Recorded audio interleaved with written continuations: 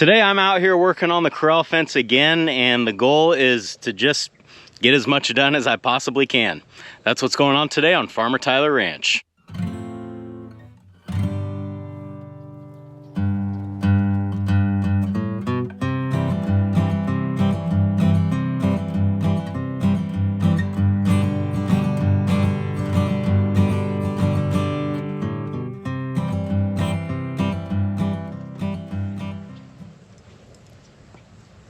With a project like this, you're literally just doing the same thing over and over and over and over and over.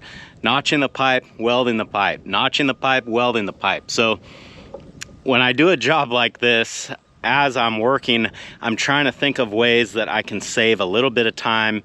You know, even if it's only 5 seconds here, 5 seconds there, at the end of the day, that adds up. And at the end of 5 or 6 days that you might be working on something, it really adds up. I'm reminded of a project that I had to do several jobs ago where I was building a catwalk to hang up inside of a grain storage warehouse. And I was building the catwalk in 20-foot sections, and then another outfit came in with the crane to hang it up. I was getting paid per 20-foot section of catwalk. In total, I had to make like 8 or 10 of them. The first catwalk took me about 8 or 9 hours to make, but each one was the same. So by the time I got to the last catwalk, I think I had it down to like 6 hours is all that it took me. So saving a little bit of time here and there definitely adds up at the end. After I get this first rail done, it is more time efficient to just do one span at a time. So, and what I mean by a span would be just do like all the horizontal pipe between these two posts, then do all the horizontal pipe here, and just work my way on down the line. The reason that's more efficient is because I can set all my tools up in one spot and I'm not walking around so much. You don't realize how much time you spend walking around, but it's quite a bit. Another thing that I noticed that was really taking a lot of time is the last time I worked on this, I was only using one extension cord. So every time I had to change power tools, I had to track down where the end of the cord was, unplug it, plug it into the new tool, and we're probably only talking about like 30 seconds, maybe not even that. But when you're doing that, you know, 50, 60 times in a day, that really adds up. So today I've got 3 extension cords, 1 for each power tool that I will need, and I'm hoping that that saves some time as well. One concern I have though is with 3 cords, I might just spend all my time untangling extension cords. So I'm gonna plug the bandsaw into the EcoFlow over here. I'm using this to charge all my batteries. And since this cord will now be coming from a different direction, hopefully tangling isn't as big of an issue. In the last video on this project, I know I just kind of went through and worked and didn't really explain anything that I was doing. So I think in this video, I want to take a little bit more time to explain what I'm doing, how I'm doing it. And if someone out there is watching that wants to build a fence like this and you're like me, you're a one-man band, I'll show you kind of some of the tricks that I use that makes this possible to do by yourself. And the first step to hanging pipe is to get a good measurement. And this sounds like a no-brainer, super simple, but actually getting a really good accurate measurement between 2 round pipes is actually kind of hard. So let me show you what I do to fight this problem. The hard part about getting an accurate measurement is you've really got nowhere to hook your tape measure to. Some tape measurers have a magnet on the end that would work for this, but even so, you got to pull this pretty tight, because if your tape measure is sagging, you're not going to be getting an accurate measurement. So because we got nothing to hook the tape to, that is where my best friend, the C-clamp, comes into play. And I've actually modified this clamp with a little piece of channel iron on the end so that it can like bite and clamp on a round surface a little bit better. Now, with the clamp on there, we've got a great place to hook the tape measure to. We can pull it nice and tight and get a good measurement. We're at about 101. Let's get a piece of pipe up on the stands and I'll show you how I measure and cut that. The nice thing about the first notch is there's really not a lot of measuring or thinking involved. We're just gonna cut this, and then the second notch, we have to be a little bit more careful about how we go about things. But this first one, it's really a no-brainer. Let's do it.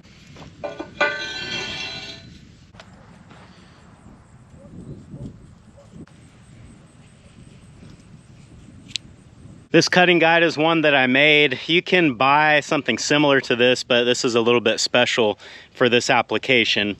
because we are welding 2 3/8 OD oil pipe to 2 7/8 OD oil pipe. So we need a notcher that's going to allow for that. So with all my lines marked out and I'm happy with that, I'm just gonna slide this back out of the way.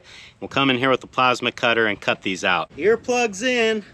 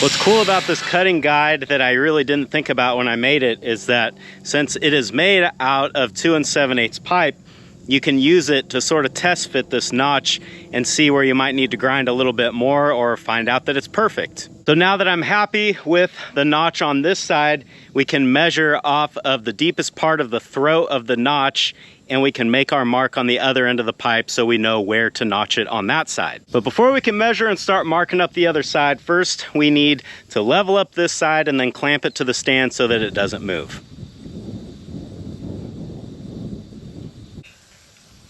We know that our distance is 101, and that is 101 from the deepest part of the notch to the deepest part of the new notch. So I will hook my tape right here, and that's the point that we're gonna measure from. There's 101 right there. So we've got 101 right here, and you can see we've got quite a bit of extra. What I have found, what's been the easiest to do this is to now cut this pipe off about 3/4 of an inch past the mark that I just made. I'll cut it off with a bandsaw, and then I'll have enough room to make a notch, but then I won't be having a bunch left over. The reason why I don't just slide the template all the way up the pipe to here is because this side of the pipe has the coupler, so the pipe is expanded a little bit and my cut template will not fit over that. I suppose I could slide it all the way down from the end, but this seems to work just as well.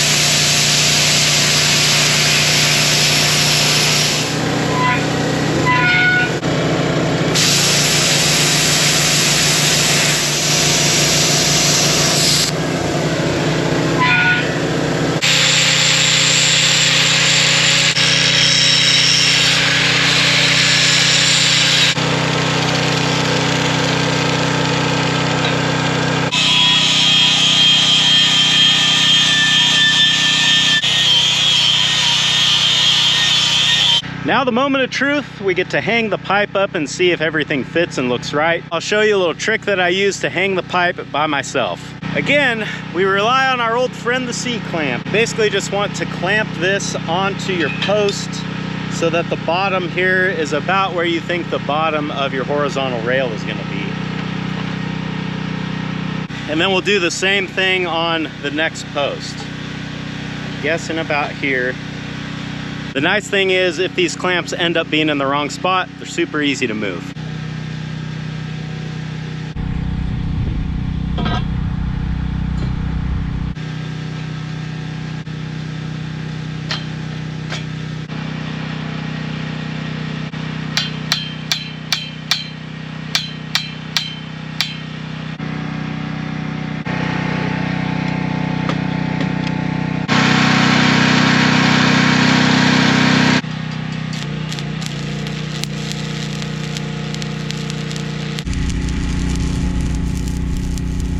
I'm running 1/8 inch 7018 at about 110 amps, somewhere around in there.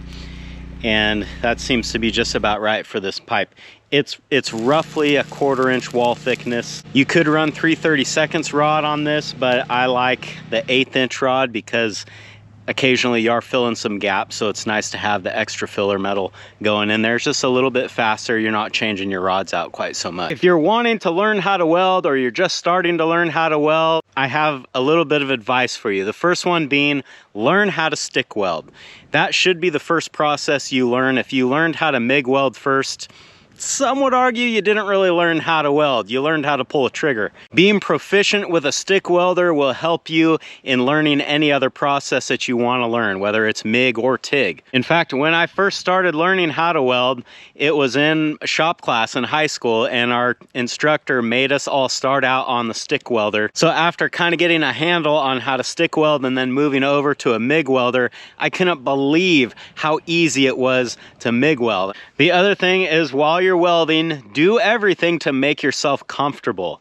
While you're running that bead, you don't want to be in a funky position or where it's hard to move around to the end, or where your bead will end. In fact, a lot of times you will see me, before I strike my arc, I kind of like move my body in the position that I know I will end up in, just to make sure that I can smoothly move my hands and my arms, or my torso, whatever it's going to take to achieve that. There's no sense in being uncomfortable. It's going to make your welds worse, because you're going to start to rush the arc a little bit because you want to get out of that position. So now that we have got this pipe welded into place, I can mark out on the post where all of the next pipes will go. And I'm kind of just doing this down the line as I go to keep everything horizontal and looking good. For this pipe, the level told us where it needs to go. We're just going to make a mark right at the center of that pipe. And now I can take my tape measure, and I am spacing this pipe 1 foot on center.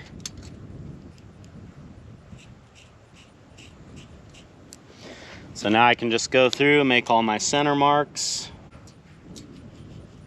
So that gets me to the point where I am done with this pipe and I am ready to move on to the next one. The process will be exactly the same all over again. I've got to do this in total 40 times. I've got 8 spans here, 5 rails each, and I've got 7 done. So that means I've only got 33 more to go. Let's just put our heads down, get to work, and see how many of these I can get done today.